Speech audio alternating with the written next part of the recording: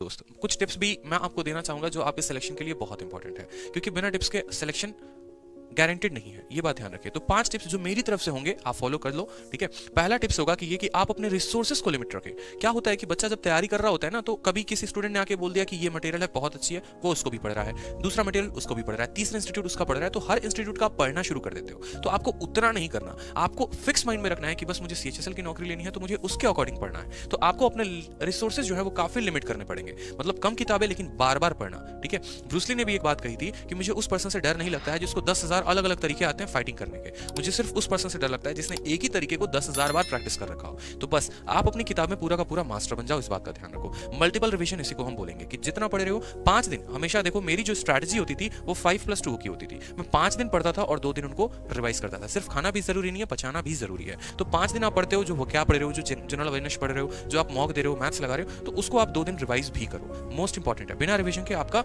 Selection मुश्किल है। बात करते हैं डेली आपको एक मॉक देना है। अगर आप डेली नहीं दे सकते तो आप वीकली जरूर एक मॉक दें, और इंपॉर्टेंट है उसकी एनालिसिस। मॉक में क्या गलतियां हुई आपसे, क्या क्वेश्चंस थे जो आपको नहीं आते थे, किन टॉपिक्स पे आपको फोकस करना है, मैथ्स का कौन सा गलत हुआ, इंग्लिश का कौन सा गलत हुआ, कौन से चैप्टर से गलती हुई, एक एक बात आपको ध्यान रखना है। और एक डायरी ऑफ मिस्टेक्स आपको बनानी है। डायरी ऑफ मिस्टेक्स क्या है, एक डायरी बना ली, मॉक में जो गलती होती है, कहीं पर गलती होती है, उस डायरी में लिखो। क्योंकि अक्सर ऐसा देखा जाता है कि जो गलती आप मॉक में कर रहे होते हो वही गलती आप पेपर में भी करके चले आते हो। तो कम से कम वो गलती तो आप रिपीट नहीं करोगे। एग्जाम के 5 दिन पहले से इस डायरी ऑफ मिस्टेक्स को पढ़ना आप शुरू कर देना।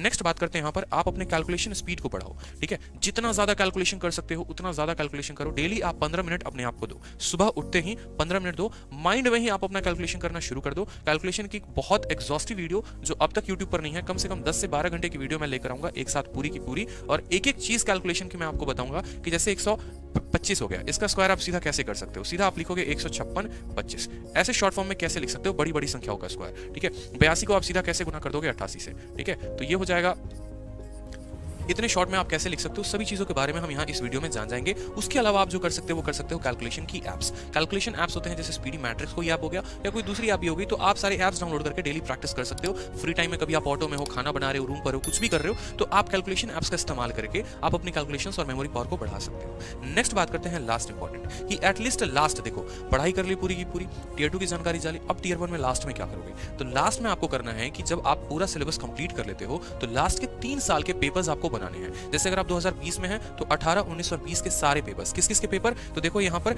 सीपीओ के पेपर, सीजीएल के पेपर और ये सीएचएसएल है, सीएचएसएल का पेपर, ये तीनों का पेपर आपको बनाना है, ठीक है। इनके द्वारा कराए गए सिर्फ प्री के पेपर्स, ये बात ध्यान रखिए, क्योंकि कमीशन एक है, वेंडर एक है जो आपका पेपर कंडक्ट कराती है, तो ज्यादा सवाल के लेवल में फर्क आएगा नहीं, और इनके पेपर्स को आप करके जाओगे। जब आप इतना तैयारी कर लेते हो तो आप बहुत 100% श्योर हो जाते हो अपने सिलेक्शन के लिए। उसके बाद आपकी दुनिया की कोई ताकत आपको सिलेक्शन लेने से नहीं रोक सकती, ठीक है। तो ये बात ध्यान रखेंगे।